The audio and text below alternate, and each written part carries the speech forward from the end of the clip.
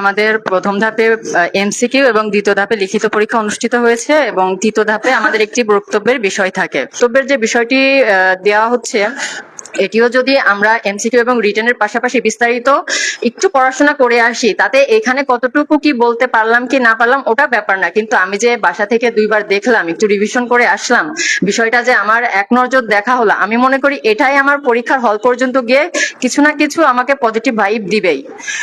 এজন্য ভাইয়াকেও অসংখ্য ধন্যবাদ জানাই যে তিনি আমাদের তিনটা ধাপে, আমাদের চাকরি পরীক্ষায় যে তিনটি ধাপই থাকে সেই তিনটি ধাপেরই ব্যবস্থা রেখেছে। থ্যাংক ইউ শীতলকে। এবং শীতল আরেকটু আসবেন, সেটা হচ্ছে আগেও আপনার কাছ থেকে পরামর্শ নিয়েছি, আরেকবার আপনার কাছে নিই। সেটা হচ্ছে পিঙ্কি যেটা বললো যে আমরা যে টপিক গুলো দিচ্ছি এই টপিক গুলো কতটুকু ইফেক্টিভ হচ্ছে পড়াশোনার ক্ষেত্রে থাকবে।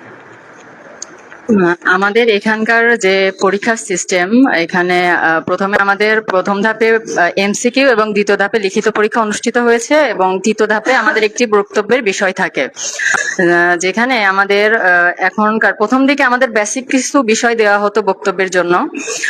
তারপরে বেসিকগুলো শেষ হওয়ার পরে আমি মনে করি এখন ধারাবাহিকভাবে আমাদের যে বিষয়গুলো বক্তব্য হিসেবে রাখা হচ্ছে, যেমন কিছুদিন আগে 1952 ভাষা আন্দোলন ছিল, তারপর 70 পর্যন্ত ইতিহাস ছিল, মহান মুক্তিযোদ্ধা ছিল, আজকে যেমন অতি গুরুত্বপূর্ণ একটি টপিক সংবিধান ছিল। তো আমি মনে করি আমরা যে জব সলিউশন গুলো পড়ছি প্রিলি এবং রিটেন পরীক্ষা দেওয়ার জন্য, এবং পাশাপাশি আমাদের ভাইবার জন্য একটি যে বিষয় থাকছে, সেক্ষেত্রে আমাদের ওই বিষয়টি বেশ বিস্তারিত পড়াশোনা করতে হচ্ছে যদি সে বক্তব্য উপস্থাপন করতে চায়। যেমন আজকে আমার বিষয় ছিল সংবিধান, তো আমার তো জব সলিউশন এমসিকিউ রিটেনের মধ্যে এই বিষয়টি ছিল না। তো আমি কি করেছি যে ইতিহাস, সংবিধানের ইতিহাস থেকে শুরু করে সংবিধানের ধারাগুলো এক নজর কিন্তু আজকে দেখে এসেছি। যদি আজকে এটা না থাকতো আমি মনে হয় এটা রিভিশন করতাম না।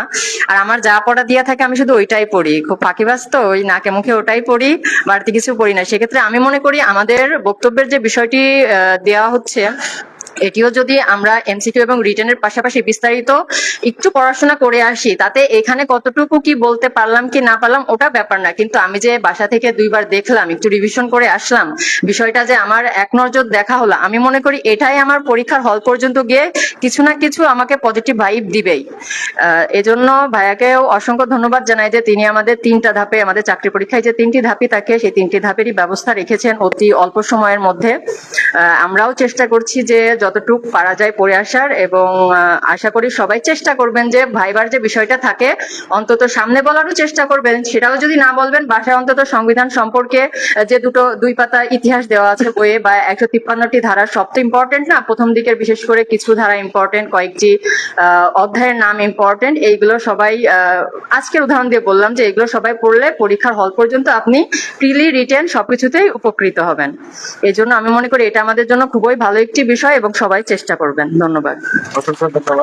হ্যাঁ, যদিও আপনি আজকে বলেননি, তবে আমি একটা বিষয় একটু বলতে চাচ্ছিলাম, যদি সুযোগ হয় একটু সামনে ভেবে দেখবেন যে আপনার এখানে এই পরীক্ষার ব্যাচের পাশাপাশি অলরেডি তো আমাদের হচ্ছে ক্লাস হচ্ছে, সেখানে বিষয়ভিত্তিক মডেল টেস্টও হচ্ছে, কিন্তু আমরা অনেকেই বিভিন্ন ব্যস্ততা বা বিভিন্ন কারণেই হোক ক্লাস বা মডেল টেস্ট গুলো অংশগ্রহণ করা সম্ভব হচ্ছে না। আমরা শুধু পরীক্ষাই দিচ্ছি, জব সলিউশন যে পরীক্ষাটা। তো এই ক্ষেত্রে সামনের দিনগুলোতে কি কোনোভাবে আমাদের, যেহেতু বেশ আমরা অনেকগুলো মডেল টেস্ট দিয়েছি, আমাদের জব সলিউশনের একটা বিরাট অংশ পড়া হয়ে গেছে, ইভেন বিসিএস শুরু করে প্রাইমারি নিবন্ধন আমাদের কিন্তু রিভিশন একাধিকবার হয়ে গিয়েছে। তো আমার আপনার কাছে একটা হাম্বল রিকোয়েস্ট আছে, যদি সম্ভব হয় সামনে একটু ভেবে দেখবেন আমাদের এই জব সলিউশনের পাশাপাশি যদি আমাদের জন্য 4টা বিষয়, তো আমাদের বাংলা, ইংরেজি, অঙ্ক, সাধারণ জ্ঞান, যদি দুইটা বিষয়েরও 2টা টপিক অ্যাড করে দেওয়া যায়, আমি মনে করি যে আমরা আরেকটু হলেও উপকৃত হব। যেহেতু আপনার মূল বিষয়টা হচ্ছে, এর আগে অধিকবার বলেছেন যে এখানে আমার হচ্ছে মেইন ফোকাস হচ্ছে আমার যে এমন না আর্ন করতে হবে, এটা মানুষের উপকারের জন্য।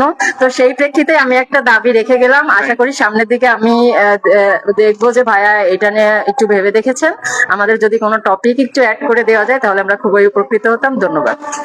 ধন্যবাদ, আমাদের আদালত দিয়ে দিয়েছে, এটাও শীতল যেটা বললো এটা ঠিক, ইনশাল্লাহ আগামীতে আমিও ওটা প্ল্যানিং এ আছে যে টপিক গুলো দেখা যাচ্ছে যে বাংলার ক্ষেত্রে একটা টপিক দিয়ে দিলাম, ইংলিশের ক্ষেত্রে একটা টপিক দিয়ে দিলাম, এর পাশাপাশি দেখা যাচ্ছে যে রিভিশনও হয়ে যাবে টপিক ভিত্তিক। হ্যাঁ, আর এর পাশাপাশি তো আমাদের যে নিয়মিত ক্লাস চলমান আছে, যে প্রতিদিনের যে আমরা টপিকটা পড়াই সেটার উপর পরীক্ষা চলতেছে, ওই পরীক্ষায় অন্তত অ্যাটেন্ড করতে হলেও এই দেখা যাচ্ছে যে যেদিন আমাদের ক্লাস, আগামী দিন ক্লাস, আগের দিন অন্তত হলেও এক নজরে একটু পড়ে আসতে হচ্ছে, দেখে আসতে হচ্ছে। হ্যাঁ, তো এই কারণে সকলকে অসংখ্য ধন্যবাদ জানাচ্ছি। আমাদের প্রাইভেট ব্যাচ এবং মডেল টেস্ট কার্যক্রম চলমান থাকবে। সকলে সুস্থ থাকেন। আল্লাহ হাফেজ। আসসালামু আলাইকুম ওয়া রাহমাতুল্লাহ।